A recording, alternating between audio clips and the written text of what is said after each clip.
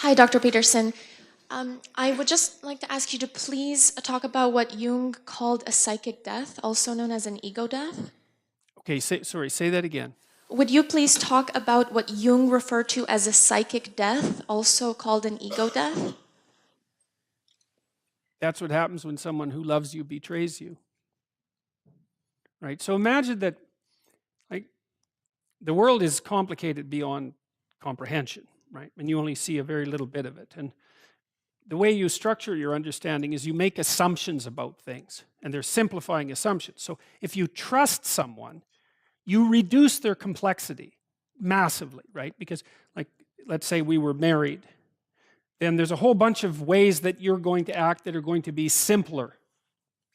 Okay, so then I can tolerate being around you in some sense because you're not everything at once. Now, those simplifying structures are hierarchically assembled, and some of them are far more important than others. Trust is one of them, especially trust in loved ones, family members, which is why betrayal by a family member is really catastrophic, because it destabilizes your past, right? All the memories you have. It destabilizes your present. It destabilizes your future. It shakes your faith in human beings, including yourself.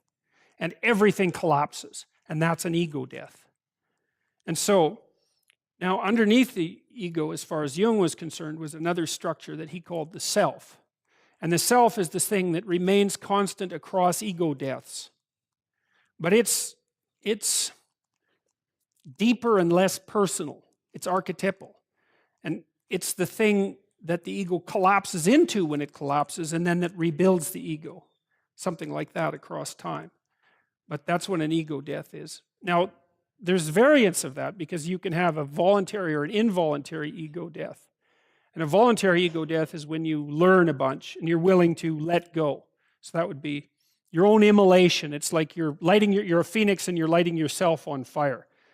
That's a much better idea, even though it can still be really harsh.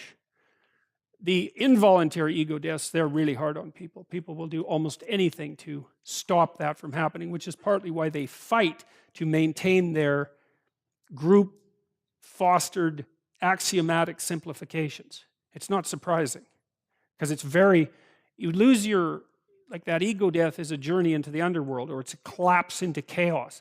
And that's not so bad if you do it purposefully. But in the Pinocchio story, for example, that's exemplified by Pinocchio going down to the depths to rescue his father from the whale. Now, he does that voluntarily, but it damn near kills him, right? I mean, first of all, he hardly gets out of the whale. Second, he actually drowns and dies, but he comes back to life. So even if you do it voluntarily, it's still, well, it's just better than doing it involuntarily, which is the other alternative. So that's what it is.